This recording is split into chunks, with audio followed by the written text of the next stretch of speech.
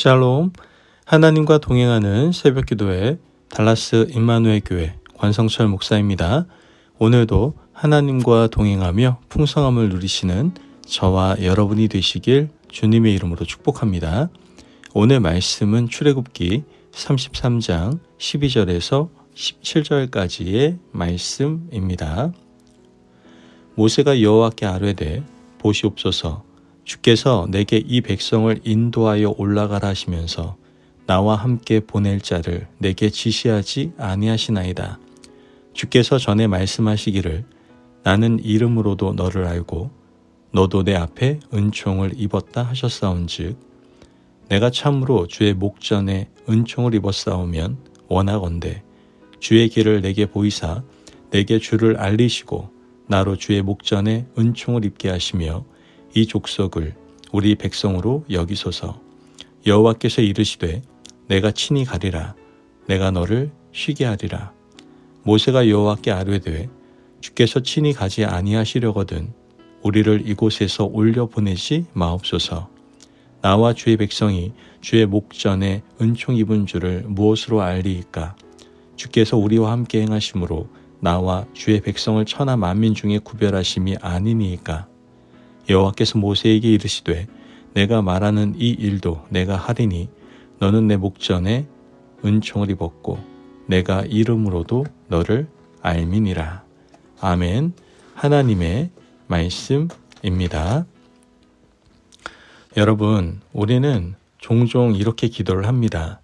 주님, 길을 열어주세요. 문제를 해결해 주세요. 형편을 좀 바꿔주세요.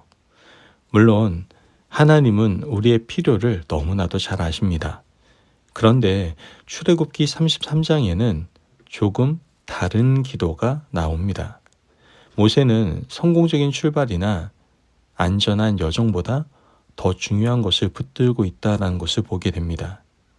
주의 임재가 아니면 우리를 이곳에서 올려보내지 마옵소서. 금송아지 사건 이후 공동체는 크게 무너졌습니다. 하나님은 그들을 약속의 땅으로 보내시겠다라고는 하시지만 내가 친히 너희와 함께 올라가지 않겠다라고 말씀하시죠.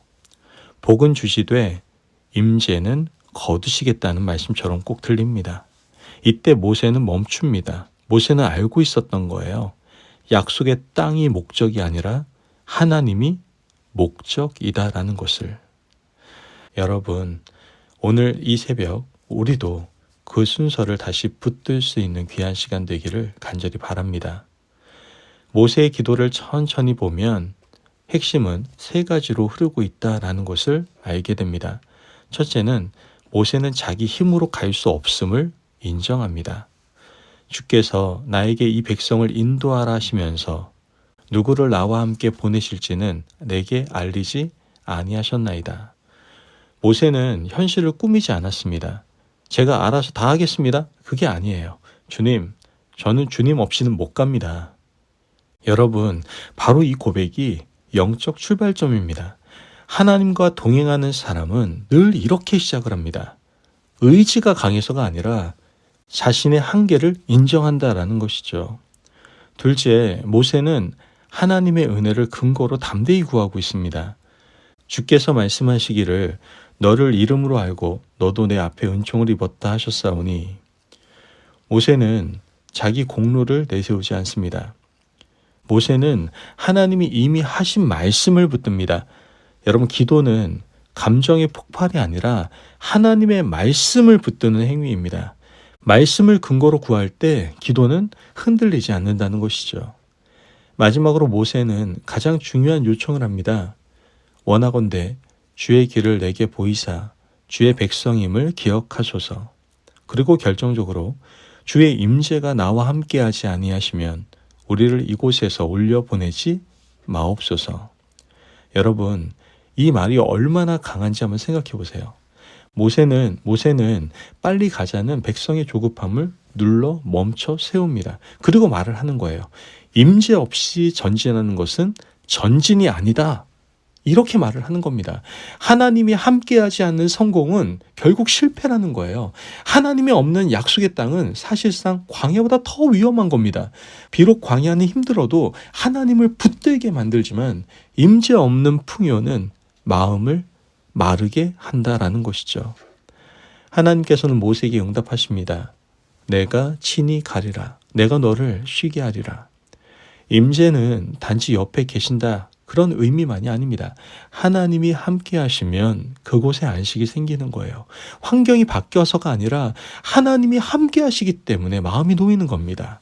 그래서 모세는 더 묻죠. 무엇으로 알리까? 모세는 임재가 단지 개인적 위로로 끝나지 않음을 알고 있었습니다.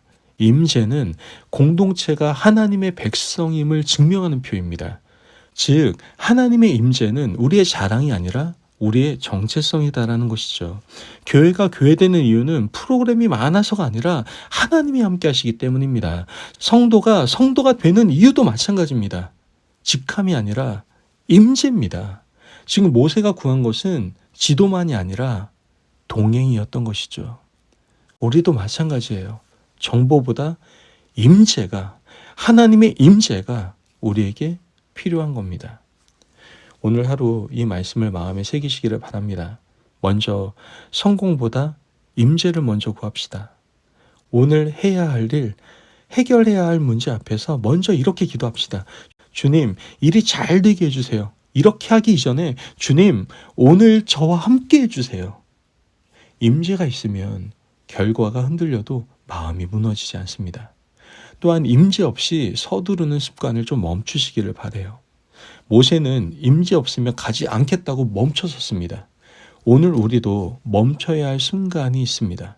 분노로 반응하기 전에 멈추고, 조급한 결정 전에 멈추고, 유혹 앞에서 멈추십시오. 그리고 물으시기를 바라요. 주님, 지금 주님의 길입니까? 마지막으로 공동체를 위해 임재를 구해야 됩니다. 모세는 나만이 아니라 우리를 위해 구합니다. 가정과 교회와 직장을 위해 이렇게 기도해 봅시다. 주님, 우리 가운데 함께 해주세요. 주님이 함께 하시는 표를 보여주세요. 하나님은 공동체를 임재로 분명하게 구별하십니다. 여러분, 출애굽기 33장의 모세는 우리에게 신앙의 순서를 가르쳐주고 있습니다. 약속의 땅이 먼저가 아니라 하나님이 먼저입니다. 복이 먼저가 아니라 임재가 먼저다라는 것이죠. 오늘 하루 우리는 수많은 길 앞에 설 겁니다. 그때 이 고백을 붙듭시다. 주님의 임재가 없으면 가지 않겠습니다. 여러분, 하나님이 함께 하시는 길이 가장 안전한 길이고 가장 바른 길입니다. 임재가 있는 곳에 광야도 길이 되고 밤도 새벽이 되는 겁니다. 그러므로 오늘도 하나님의 임재 가운데에서 살아갈 수 있는 저와 여러분이 되시길 주님의 이름으로 축복합니다. 아멘. 기도하겠습니다. 사랑이 많으신 하나님 감사합니다. 오늘 우리에게 귀한 말씀에 은혜 허락하심을 감사합니다. 하나님, 오늘 저희들을 주님의 임재 앞으로 불러주시니 감사합니다. 복과 결과를 앞세우던 마음을 돌이켜서 주님을 먼저 구하게 하시고 주님의 임재가 아니면 한 걸음도 헛되이 나가지 않도록 도와주옵소서. 조급함과 두려움 속에서도 멈춰서서 주님의 길을 묻게 하시고 우리 가정과 교회 가운데 친히 함께 하셔서 안식과 구별의 은혜를 더하여 주옵소서. 감사하며 예수님의 이름으로 기도합니다. 아멘.